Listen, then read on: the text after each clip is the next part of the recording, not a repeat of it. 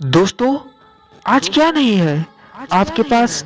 अच्छे कपड़े, अच्छा खाना, अच्छा घर, पर भी कभी आपने सोचा है कि आपके उलट एक और दुनिया है उन बच्चों की जिनके पास न तो अच्छा घर है, न ही अच्छा खाना, न कपड़े और न ही किताबें, पर फिर भी वही बच्चे आईएएस, डॉक्टर, इंजीनियर आदि के सपने सजोते हैं और हर मुश्किल से लड़कर उन्हें पूरा करते हैं। ऐसे ही एक शख्स की दास्तां मैं आज आपको बताने जा रहा हूँ। बनारस की गली में खेलते हुए एक अपने दोस्त के साथ उसके घर चले जाने पर उसके पिता ने उस लड़के को घर से बाहर निकालते हुए कहा था कि तुम्हारी हिम्मत कैसे हुई हमारे घर में आने की, सिर्फ इसलिए क्योंकि वो लड़का एक रिक्शे वाले का लड़का था और वो सज्जन एक संपन्न परिवार से थे।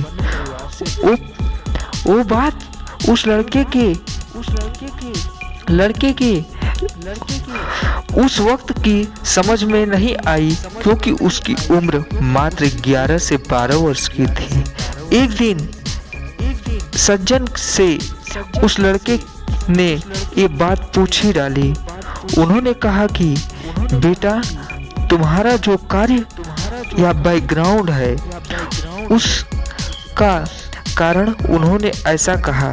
सज्जन ने भी जवाब उसे नादान समझकर ही दिया था, पर उस लड़के ने तुरंत दूसरा सवाल किया, बैकग्राउंड कैसे बदलते हैं?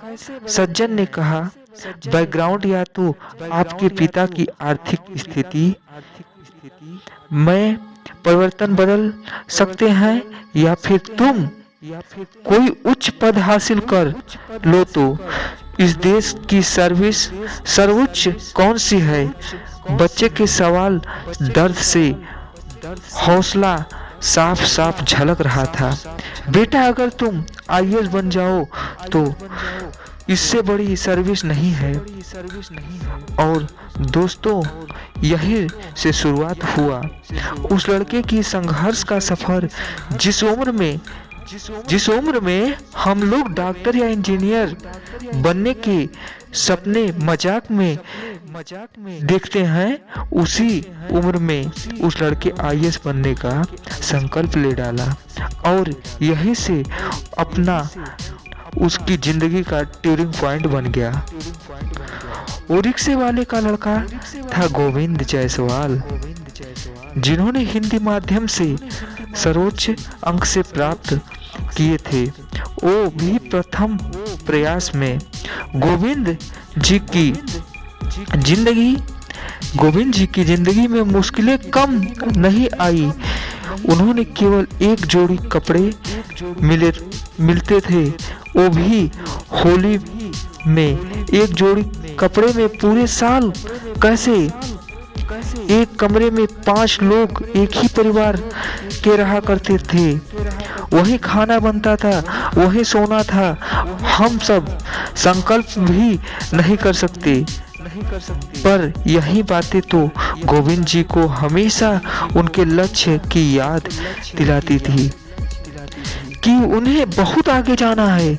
गोविंद जी की बड़ी दीदी ममता जी जब पढ़ाई के लिए स्कूल जाती तो लोग उन ताना देते कि तुम्हें तो दूसरों के घर में बर्तन धोना चाहिए, जिससे 2 पैसे कमा लो। पढ़ लिख कर क्या करोगी? गोविंद से कहते कि कितने बड़े बनोगे? तुम तो 2 रिक्शा से ज्यादा खरीद लोगे, खुद भी चलाओगे और दूसरों से भी चलवाओगे। ये बातें गोविंद जी को बहुत ही अंदर तक जख्म दे जाती थी, पर वो कर भी क्या सकते थे?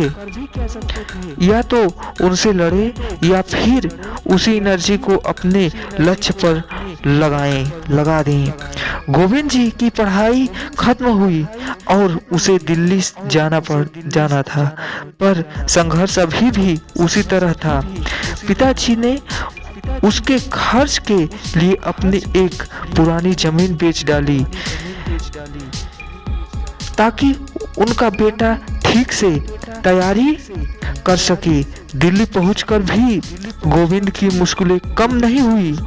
एक बार तो गोविंद जी खाने का पैसा चुकाकर केवल 150 रुपए ही बचा पाए था। उन पैसों में संभव नहीं था कि वो दोनों टाइम की चाय पी सके। अब पिताजी के पास कुछ भी नहीं था। आप खुद सोचिए, 150 रुपए आप कितने दिन चला सकते हो, वो भी दिल्ली में जैसे शहर में। गोविंद ने अपना खाना आधा कर दिया, चाय भी बंद कर दी। कम खाने की वजह से वह बीमार हुआ।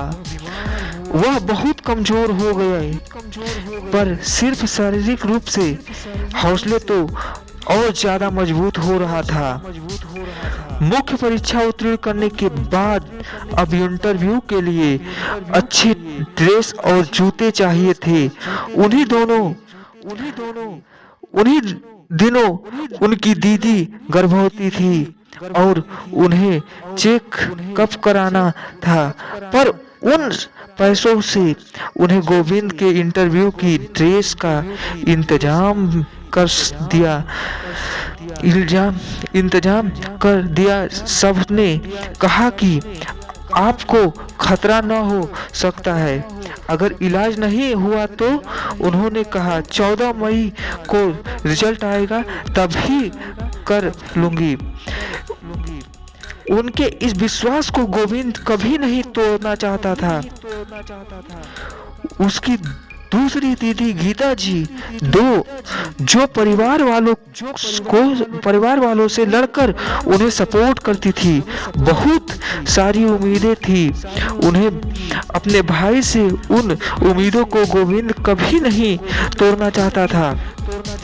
रिजल्ट आने से पहले उसके पिताजी तबीयत बहुत खराब हो गई, पर उनका मेहनत इलाज कराने की क्षमता अब नहीं थी, क्योंकि सब कुछ गोविंद की पढ़ाई में पहले ही लगाया जा चुका था। आज भी पिताजी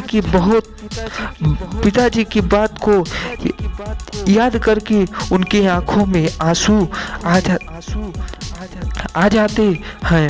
अब उन्हें अपने रिक्शे बेचते हुए कहा था कि सबके पास 2-3 लाख होते हैं, तो क्या हमारे पास 2 से 3 रिक्शे हैं, वो तुम्हारे ही तो हैं, उन्होंने ही बेच देते हैं। आज अगर गोविंद सफल न हुए होते तो जाने कितनी जिंदगियां खत्म हो गई होती।